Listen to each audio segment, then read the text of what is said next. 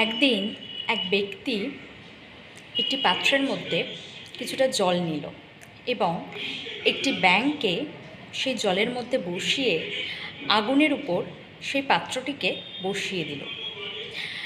তো জলটাও কিছুক্ষণের মধ্যে গরম হয়ে উঠল, আর ব্যাঙটিও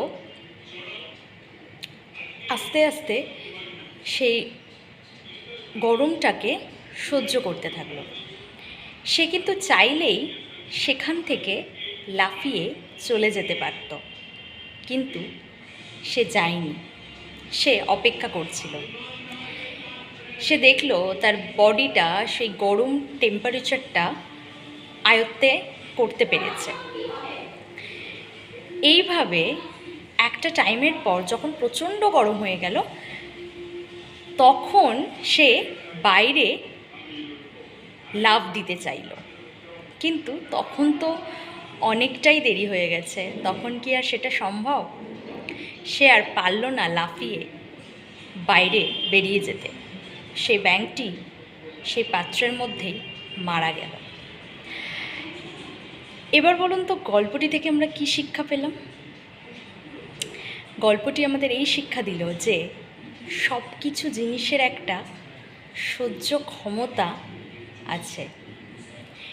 সেই ক্ষমতাটা যতক্ষণ থাকবে তার মধ্যেই আপনাকে একটা সিদ্ধান্ত নিয়ে নিতে হবে। সেই সিদ্ধান্ত নিতে যদি আপনার দেরি হয়ে যায়, তাহলে কিন্তু সেখান থেকে আপনি আর বেরোতে পারবেন না। আর সেই ব্যাঙটির সাথেও কিন্তু সেম জিনিসটা হয়েছিল। ব্যাঙটা কিন্তু বেঁচে যেতে পারত যদি সেই গরমটা গায়ে লাগার সাথে সাথেই সে ওখান থেকে লাফ দিত, কিন্তু সে সহ্য করল। এবার যখন অতিরিক্ত মাত্রায় গরম হয়ে গেল, তখন সে তার সহ্য ক্ষমতাটাকে আর বাড়াতে পারল না এবং সে মারা গেল। ঠিক সেরকমই প্রতিটা মানুষকেও স্থান কাল পাত্র ভেদে সহ্য ক্ষমতাটাকে একটা সময়ের পর বুঝে নিতে হয় যে আমি এর থেকে বেশি সহ্য করতে পারবো না, এবং তখনই সঠিক সিদ্ধান্তটা নিয়ে নিতে হয় যাতে এই ব্যাঙের মতো না অবস্থা হয়। তাই সময় থাকতে থাকতে নিজের সহ্যের ক্ষমতাটাকে